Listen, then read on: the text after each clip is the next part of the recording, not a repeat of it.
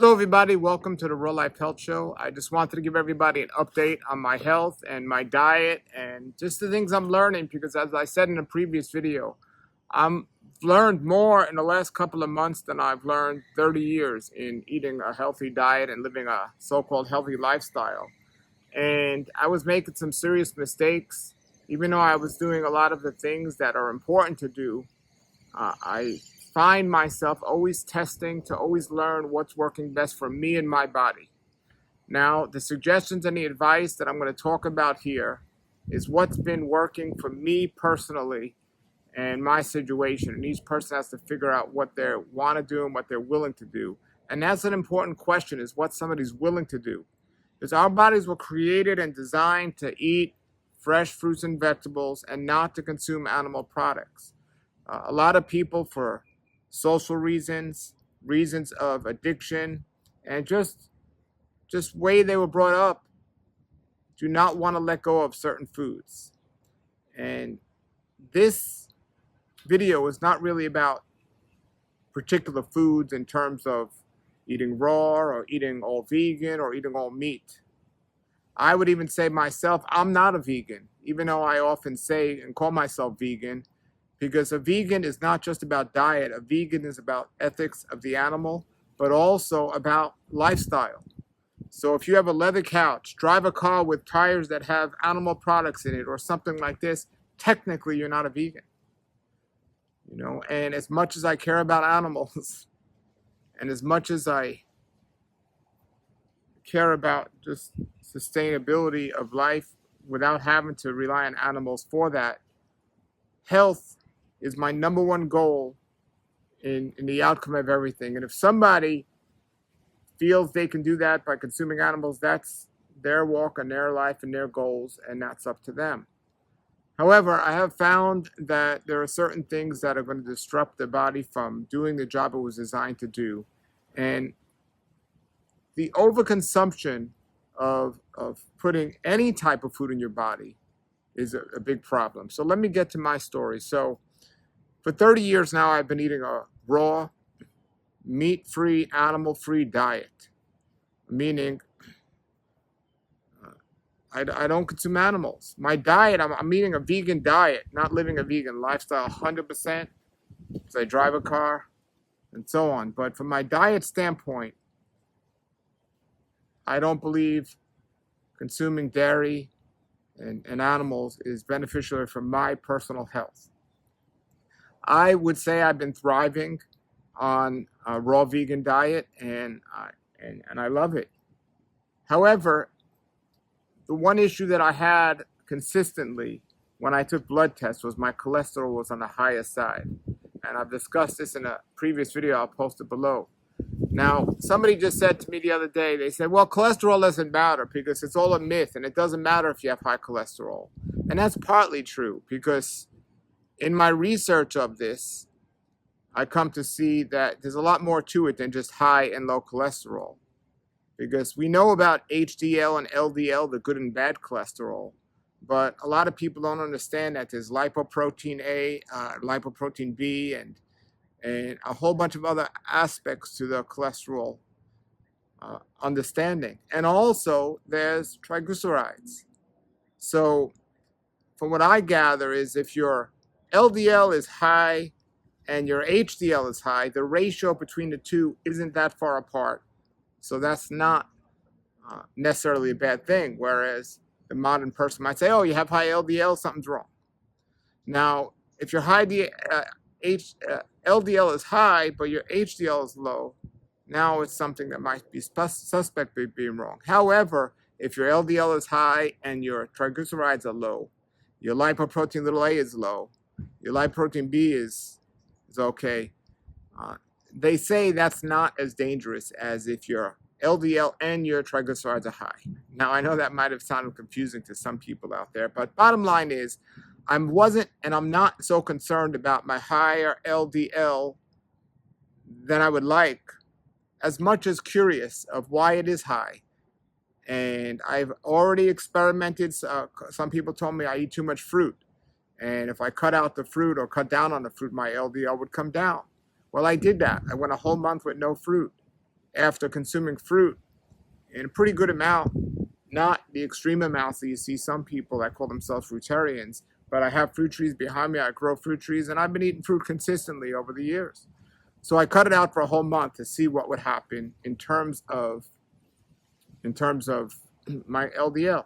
Well, I did that, and there are some people that pretty much swore to me, oh, that'll definitely come down if you lower the LDL. Well, I did, if you cut out the fruit. Well, I did cut out the fruit. My LDL not only didn't come down, it actually went up a few points. So I definitely know that there's no connection between fruit consumption and high LDL.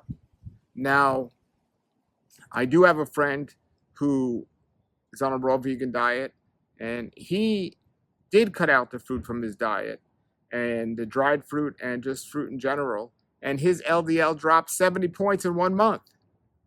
So I can't say much about him, but for me, it didn't touch it. It didn't do anything. Now, some people would ask, when I cut out the fruit, did I raise my fat? Or did I add more fat to my diet? Well, first of all, the fat I'm consuming, the only animal fat that is questionable out there when it comes to LDL or cholesterol is coconut oil or coconut meat and things that have coconut, and also vegetable oils as well. But I wasn't doing that. I haven't been doing coconut oil, coconut meat, and I don't do seed oils. So I know that wasn't an issue with me. So no, I didn't raise my fat when I cut out the fruit because I stopped eating 2 meals a day, and I went to 1 meal a day when I stopped eating the fruit.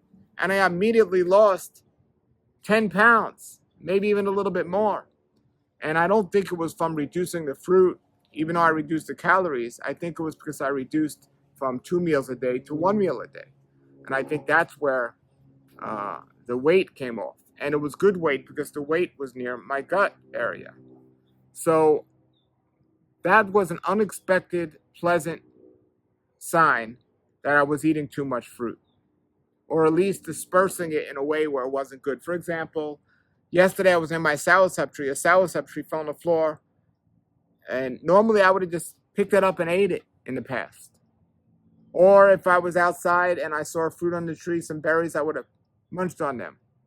So even though I had 2 meal times a day, traditionally I've been picking and snacking, not like going to the refrigerator and sitting down for a snack. But if I passed a tree, I wouldn't pass up a fruit if it was on a tree. So I got strict about consuming my 1 meal and not eating outside that window, or even my 2 meals and not eating outside that window. Well, after taking my blood test again, after a month of no fruit, my LDL didn't move, but I lost weight. Well, then I started liking the 1 meal a day so well that when I started to add fruit back to my diet, I still wanted to do 1 meal a day. So again, traditionally I've been doing 2 meals a day, but not really strict because I've been snacking throughout the day. And my time schedule of it wasn't really great either. I was eating sometimes too late, even if I did 2 meals. So what happened now was I wanted to add fruit back to my diet, but I wanted to continue eating once a day. And I spoke to some people that said, well, if you eat the fruit on an empty stomach, the sugar is going to spike your blood, and it's not going to be a good thing. Whereas if you mix the food or eating the fruit after you eat your salad meal or your vegetable meal, that's going to be better from a blood spike level or sugar level in your system. And that didn't sit well with me because I was always used to the understanding of following correct food combining. And correct food combining says the foods that digest the fastest, or the foods with the most liquid, eat by themselves.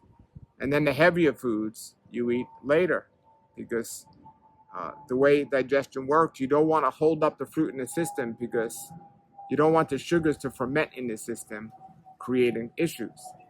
So I had to distinguish, how can I eat fruit and a salad in the same meal, eat it once a day? So what I did was I added fruit back to my diet, and after trying to mix it a couple of days, I just didn't feel that was the best thing. So I now eat my fruit meal around noon. And I have a bowl. I wish I would have had it here. It's a bowl, not a big bowl. And I'm trying to fit as much, because I said I'm only going to eat like 3 or 4 pieces of fruit a day at most. 3 or 4 pieces. But it was kind of hard because some fruit has a bigger seed, some fruit has a smaller seed, and so on. So it was no exact amount. And some days I might go a little bit more, some a little bit less. But for the most part, I want to stick to the amount that'll fit in this bowl. So that's what I've been doing. I've been eating, it comes out to about maybe 4 pieces of fruit a day.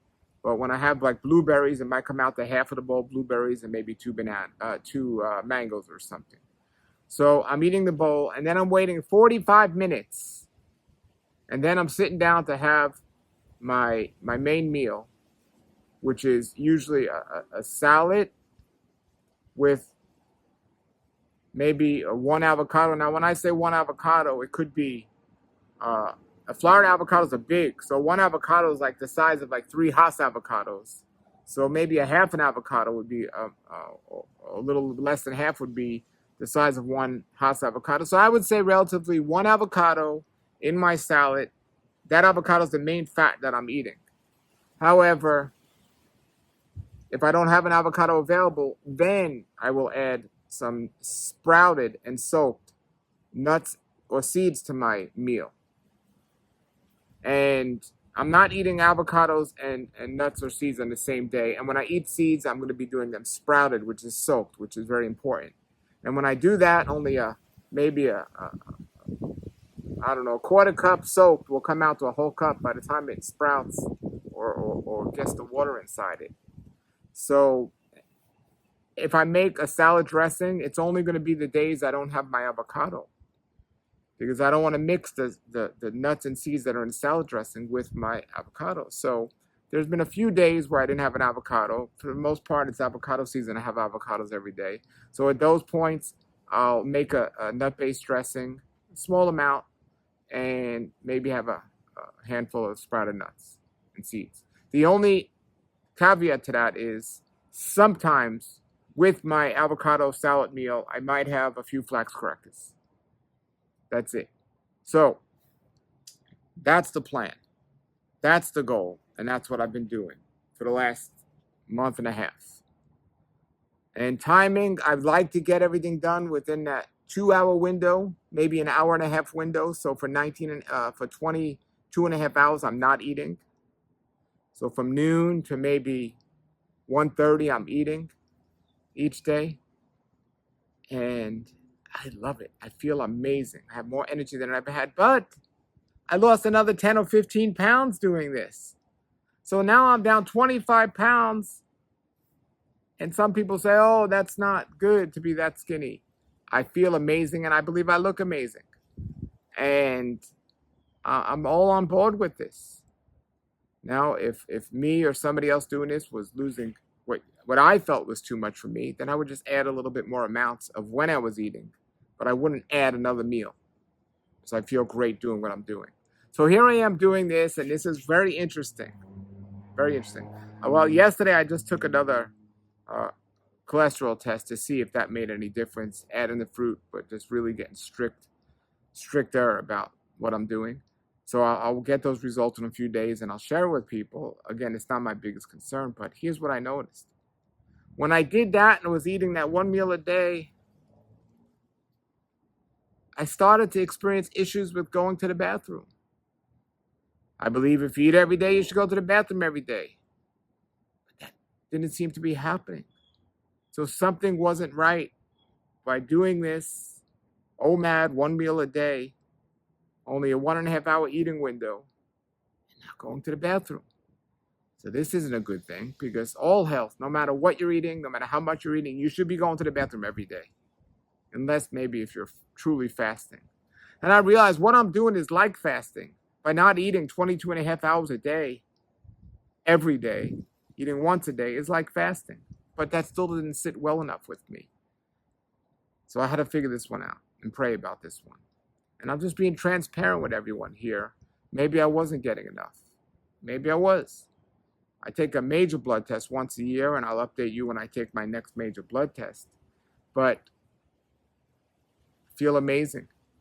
My sleep's been amazing, but I want my bowel habits to be amazing.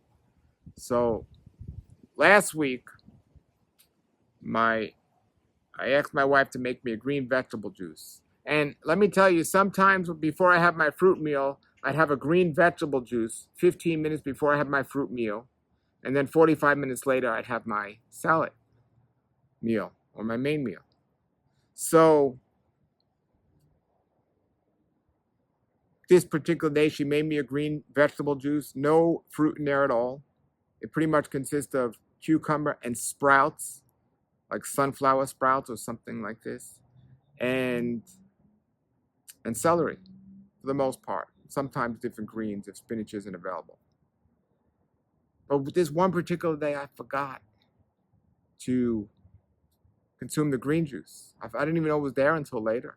So I had my meal and it was done. And it was like 7 o'clock at night. And I realized I didn't drink the juice. So I drank the juice, and guess what happened? Right away, I went to the bathroom. It's like, that's interesting.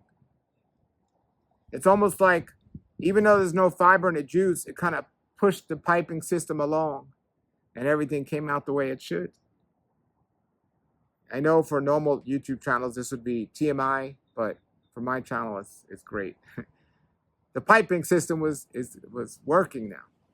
So then the next day I said, let me experiment. I'm always experimenting, you see. The next day I said, let me experiment again. So I had my fruit and my salad. And then that night, it's around 7 o'clock, I had another green juice. I went to the bathroom. By 7:30, 8 o'clock, I was in the bathroom. And it's been a good amount of days now, almost a week and a half here, or even longer, where it's been working fine. Everything's been great. Well, interesting. The last 2 nights, I didn't have a green juice because ultimately I don't want to have anything that late because it's still considered a meal even though it's just juice. Technically, it's still a meal. But the last 2 nights, around 7:30, I just naturally went to the bathroom. This is great. This is great. Now, sometimes I have the flaxseed crackers with my salad and sometimes not. And the fact that I've been eating them and going to the bathroom, I don't know if that's what it's been or if it's the juice. It might be the flaxseed crackers. It's not much, but it's some. Or it might be the juice. Continue to monitor and figure it out. And that's why I want people to understand. You have to have results written down or goals written down. And like I say, if what you're doing is working for you, there's no reason to change.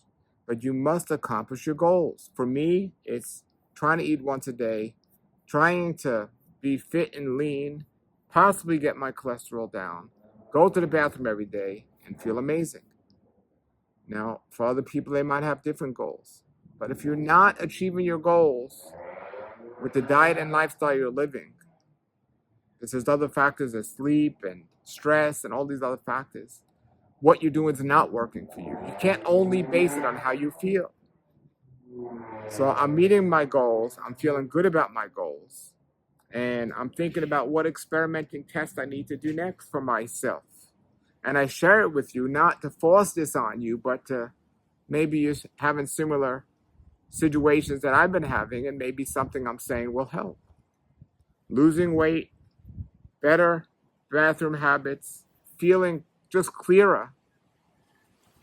I mean, follow some of the suggestions I'm saying if you want these things to happen. And of course, if somebody's already been diagnosed with a disease, their number one goal has to be how to overcome that disease. But if you don't have a disease, you want to prevent disease. And I believe the things I'm doing are putting my body in the best situation to prevent the disease. Now, I interviewed Dr. Joel Fuhrman recently, and I put a bunch of his videos up, which are excellent, by the way, and I recommend people check them out. And he said something interesting. He said, while me and him and a few other people like us are just discussing the fine, minute points of health and diet, getting every single part of it covered, the average person is just disease-filled and just needs the basics just to get by. So I know this information might be way too technical or too minute for some of you. But I'm telling you, I want to be the best as possible. So I'm going to never stop trying to push the limits to see how far I could take it to get to the highest level possible for my health. I felt great the last 30 years on a raw vegan diet.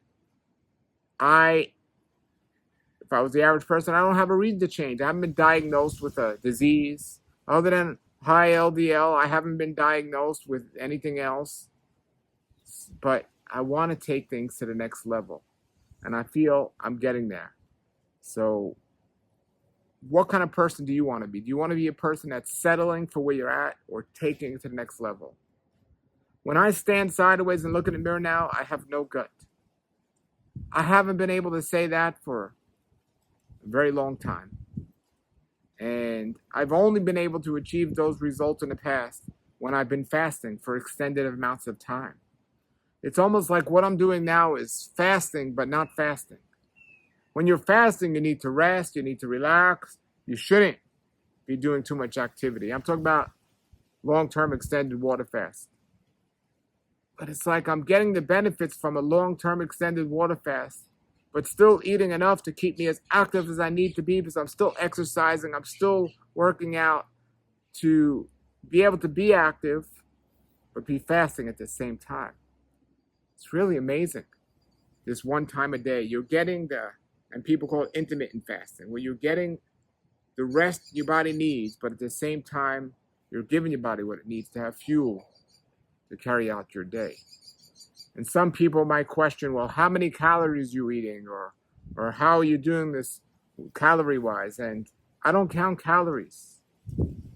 There's other signs, and calories isn't one of them. I feel if I'm not going to the bathroom, possibly I'm not eating enough. Not based on how much weight I'm losing or not. Now, if I continue to lose weight where it gets to a point where I don't want to lose any more weight, yes, I'll eat a little bit more within my meals. But I'm thinking the not combining my fats, avocados and nuts, and eating a low amount of fats, along with staying strict on my 1 meal a day, or we could say my 2 meals a day if you consider the green juice a meal, is working to accomplish my goals. And I feel good about it.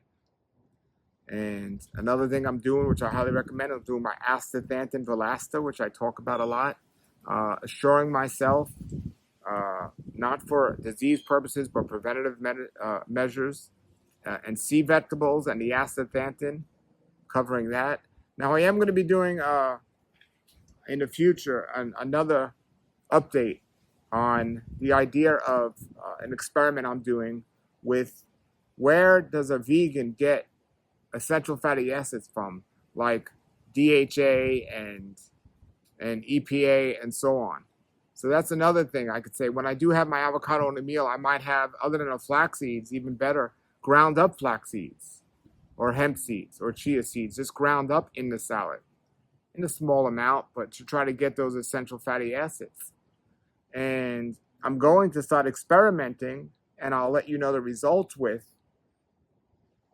algae oil to see if that'll make a difference. So what I did is I got a test on my essential fatty acids. I'll put the test below in a link of how to measure where your essential fatty acids are, or your omega-3s, which you really can't get in abundance on a vegan diet, but your omega-6 is abundant on this type of diet. So you want to have a better balance between the two.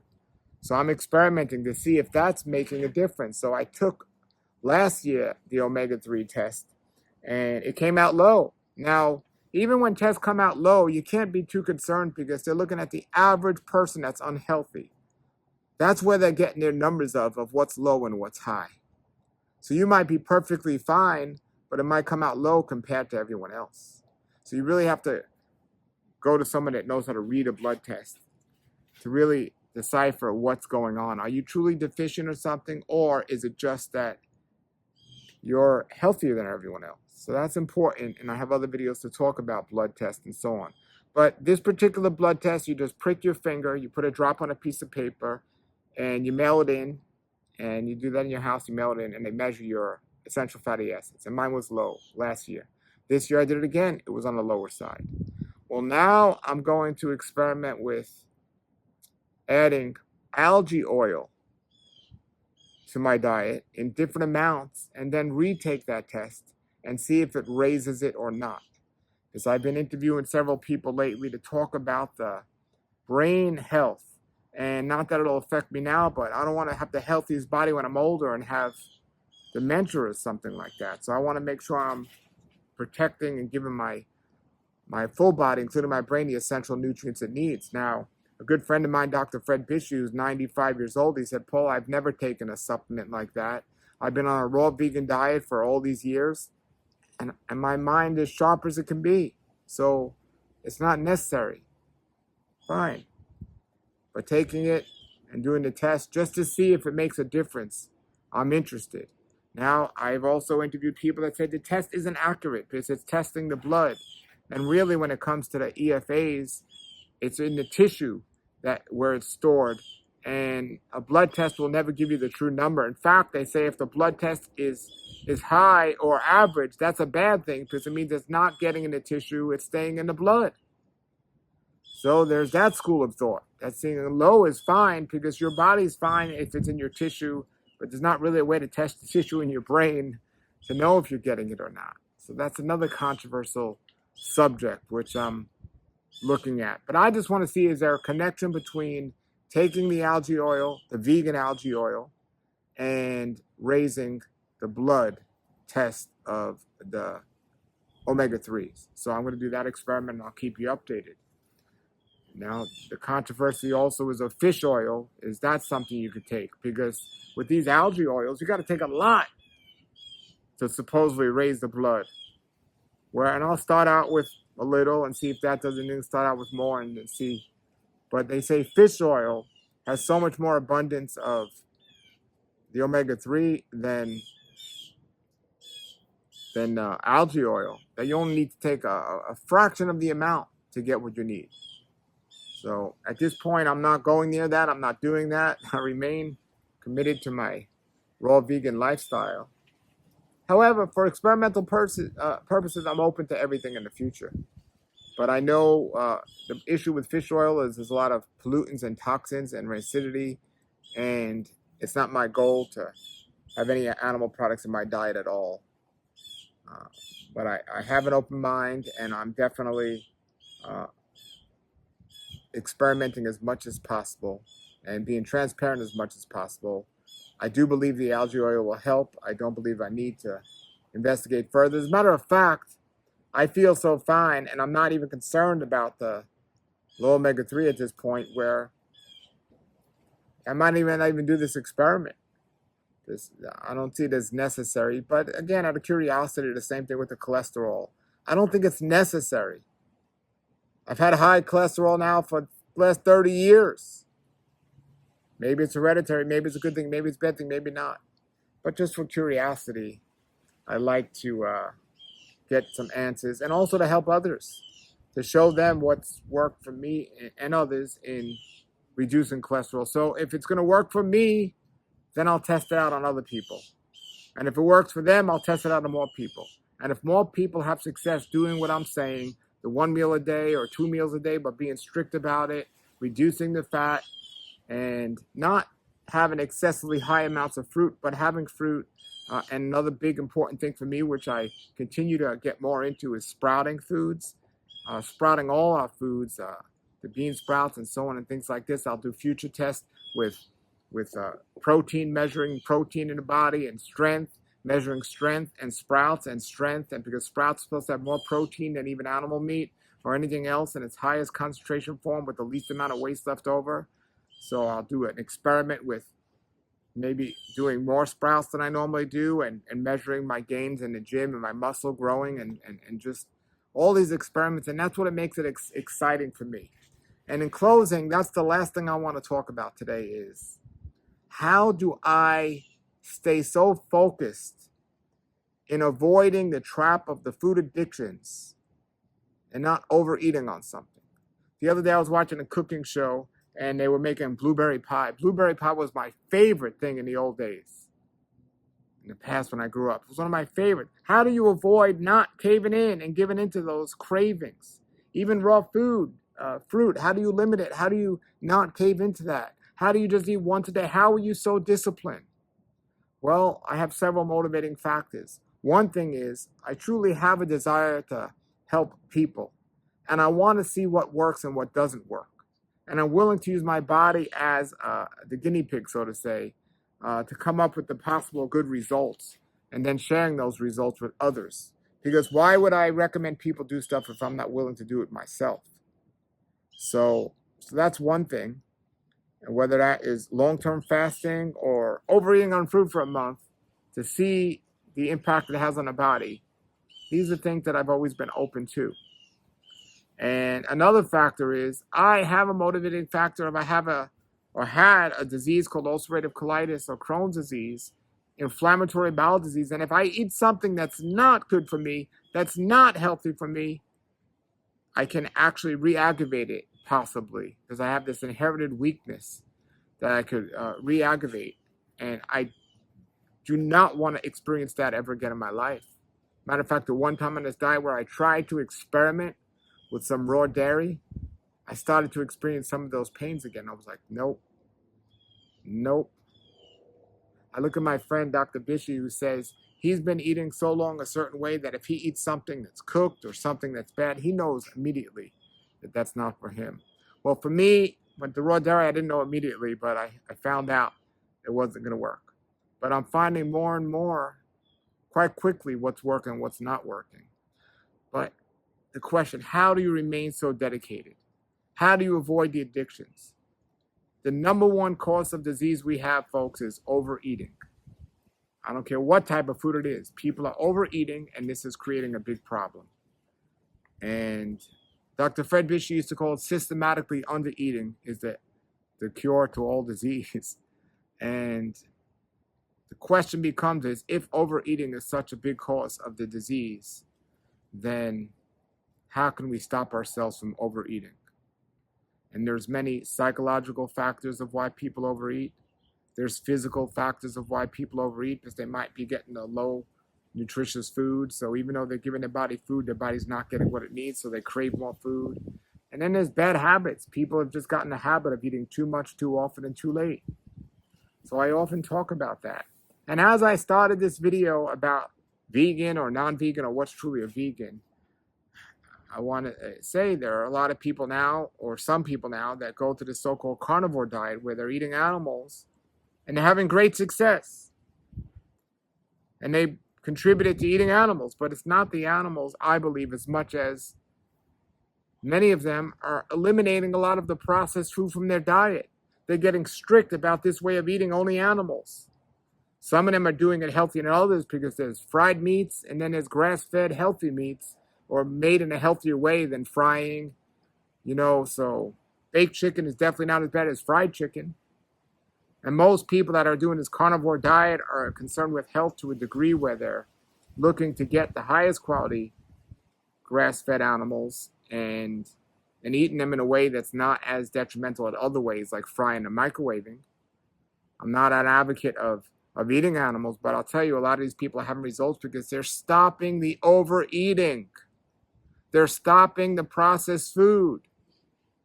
They're eliminating these things. So, from what I could see is people eating and not overeating, but eating, even animals, are doing better than people that are eating vegan but overeating, and even more concerning, eating the oils, the seed-based oils and the plant-based oils.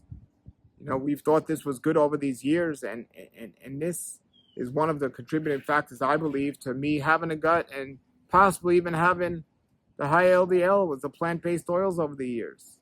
Everything from coconut oil to sunflower oil, definitely canola oil. You go to Whole Paycheck, Whole Foods, pretty much everything in the store has canola oil in it.